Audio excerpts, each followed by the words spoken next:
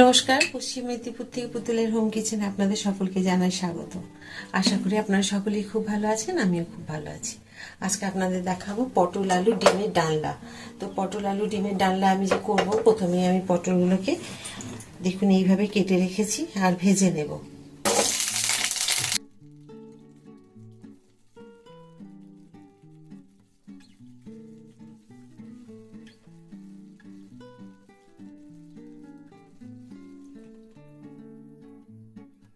জন্য আমি একটু মশলা করে নেব 4 কোয়া বড় বড় রসুন আর 1 ইঞ্চি আদা নিয়ে নেব, একটা বড় গোটা পেঁয়াজ দেবো, একটা হচ্ছে টমেটো। এই টমেটো সব দিয়ে আমি একটা এই মশলা তৈরি করে নেব। পটলগুলো ভাজা হয়ে গেছে, এখন আমি তুলে নেব।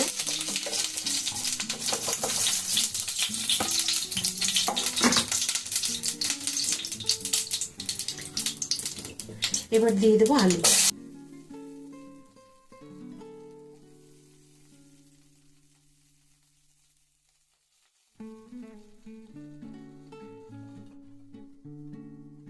আলুগুলো ঠিক ভাজা হচ্ছে কিনা দেখুন। এই গরমের মধ্যে খুব বেশি তেল না দিয়ে ডিমে আলু দিয়ে ডালনা আমি কিভাবে করছি অবশ্যই একবার এইভাবে তৈরি করে নেবেন, দেখুন ভালোই লাগবে খেতে। গরমে খুব একটা, হ্যাঁ আমি মশলাটার সাথে 2টো কাঁচা লঙ্কা দিয়েছি, আপনাদের দেখাতে বা বলতে ভুলে গেছি। এখন আলুগুলোকে আমি সব তুলে নেব।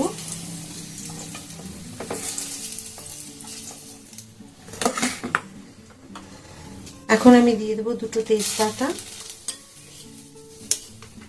একটু জিরে,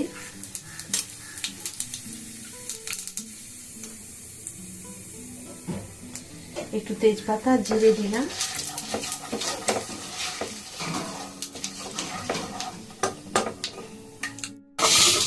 একটু রান্নার ব্যালেন্স ঠিক রাখার জন্য বা একটু রংটা ঠিক রাখার জন্য, মানে ভালো লাগে দেখতে, তার জন্য দিয়ে দিলাম পরিমাণ মতো এইটুকু চিনি, আর দেবো না আমি।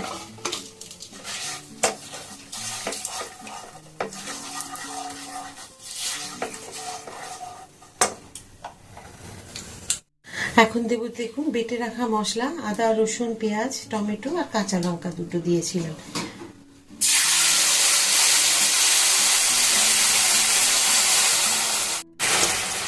দেব পরিমাণ মতো হলুদ,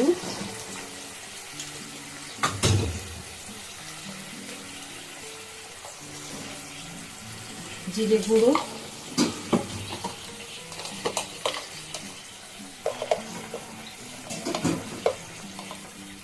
রেড চিলি পাউডার,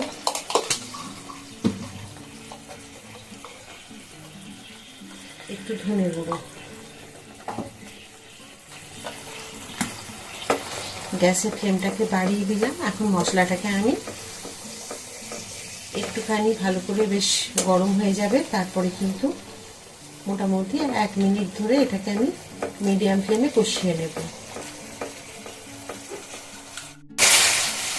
দেখুন মশলা কষাতে কষাতে একদম কিন্তু তেলটা আলাদা হয়ে গেছে, সাইড দিয়ে বোঝা যাচ্ছে তেল আলাদা হয়ে গেছে।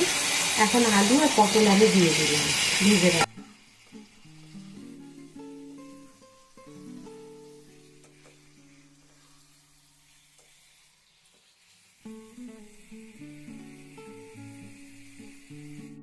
দেখুন খুব সুন্দরভাবে হয়ে গেছে মশলা আমার ভাজা বা কষানো। এখন এবারে আমি দিয়ে দেবো একটু উষ্ণ গরম জল। আপনারা জানেন আমি সব রান্নাতে উষ্ণ গরম জল দিয়ে থাকি, রান্নার স্বাদ বা রান্না ভালো হয়, একটু তাড়াতাড়ি হয়, ওই কারণে আমি দিয়ে থাকি। ব্যাস এটাকে আমি এখন মিডিয়াম ফ্লেমে 15 মিনিটের জন্য ঢেকে দেব।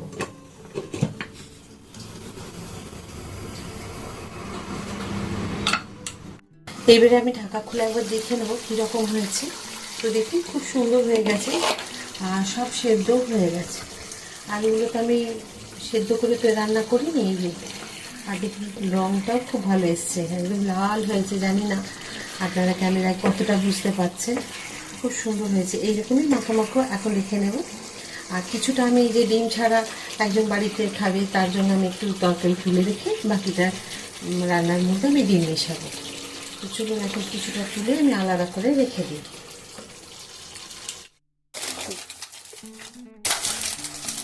আমি দেখুন একটা ডিমকে এভাবে টুকরো করে দিয়েছি আর একটাকে 2 টুকরো করেছি। তো আপনারা এরকম 2 টুকরো করেও করতে পারেন বা গোটা গোটাও করতে পারেন রান্না, যেমনই করুন। ডিম পটল আলু তরকারিটা খেতে হবে খুব সুন্দর, অসাধারণ হয় খেতে।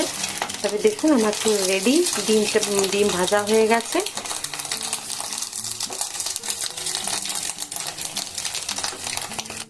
এখন যে পটল আলুর তরকারি রান্না করে রেখেছিলাম এর মধ্যে দিয়ে দেবো।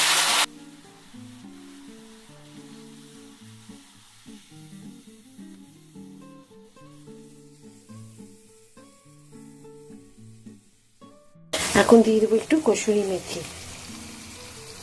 ব্যাস, রান্না আমার কমপ্লিট। কেমন হয়েছে অবশ্যই কিন্তু আমাকে কমেন্ট করতে ভুলবেন না। রান্নাটি যদি আপনাদের সকলের ভালো লেগে থাকে একটা লাইক করে দেবেন, সাবস্ক্রাইব করে দেবেন আর ভিডিওটি শেয়ার করে দিন। আরেকটি নতুন রান্নাতে নতুন ভিডিও নিয়ে আমি আপনাদের সাথে সকলের কাছে চলে আসবো। সবাই খুব ভালো থাকুন। এই বলে আজকের ভিডিওটি শেষ করছি। নমস্কার।